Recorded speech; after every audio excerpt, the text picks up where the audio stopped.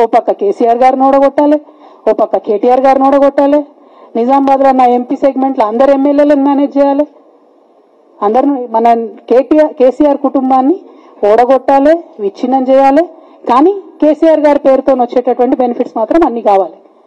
మరి ఇటువంటి వారిని నా రిక్వెస్ట్ కేసీఆర్ గారితో, కేటీఆర్ గారితో, వారిని మీ పక్కన పెట్టుకొని నిజం మాట్లాడే నన్ను బయటకు పంపితే మరి పార్టీ బాగుంటుందా? దయచేసి ఆలోచన చేసుకోండి. నేనేమంటున్నా రామన్న మిమ్మల్ని అంటే, నా మీద మీకు కోపం ఉండొచ్చు, నా మీద ఏముందో ఎవరేం చెప్పారో నాకు తెలియదు.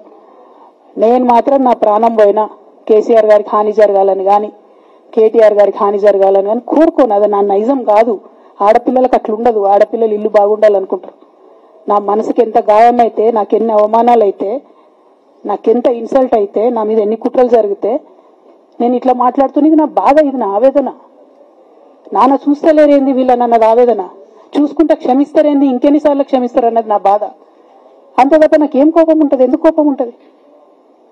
నాకెంత ఎన్ని జన్మల పుణ్యం ఉంటే కేసీఆర్ లాంటి తండ్రి దొరుకుతాడు? కోట్లలో ఒకరికి ఉండేటటువంటి తండ్రి నాకు దొరికిండు. ఆయన లేకపోతే నేనెవరు ప్రపంచానికి తెలుస్తుందా? నాకెందుకు అవసరం ఉంటుంది? నాకేం కోపం ఉంటుంది కేసీఆర్ గారి మీద?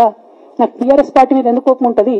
నాకు 27 సంవత్సరాలు ఉన్నప్పుడు నేను నా కొడుకుని, చిన్న పిల్లగాన్ని పసిగుడ్డుని ఎత్తుకొని ఇక్కడికి వస్తే ఆ రోజు నుంచి ఈ రోజు వరకు నేను రోడ్డు మీదనే ఉన్నా, ఉద్యమాలే చేస్తున్నా, పోరాటాలే చేస్తున్నా, తెలంగాణ ప్రజల కోసం పనిచేస్తున్నా.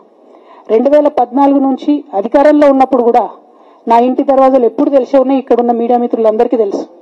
అధికారంలో ఉన్నా లేకున్నా నేను గిట్లనే ఉన్నా. అధికారంలో ఉన్నప్పుడు నన్ను ఏమి సాగనీయకుండా నన్ను ప్రతిపక్ష ఎమ్మెల్యేని చూసినట్టు, ప్రతిపక్ష ఎంపీని చూసినా నేను ఇట్లనే ఉన్నా, ఓపెన్ మైండ్తోనే ఉన్నా. నేను కోరేది ఒకటే, కేసీఆర్ గారి ఆరోగ్యాన్ని కాపాడండి రామన్న, పార్టీని కాపాడండి, పార్టీలో ఉన్న కార్యకర్తల్ని కాపాడండి, అందరు బాగుండేలాగా ప్రజా సమస్యలు తీసుకోండి. నాకు అంతకు మించి కావాల్సింది ఏం లేదు.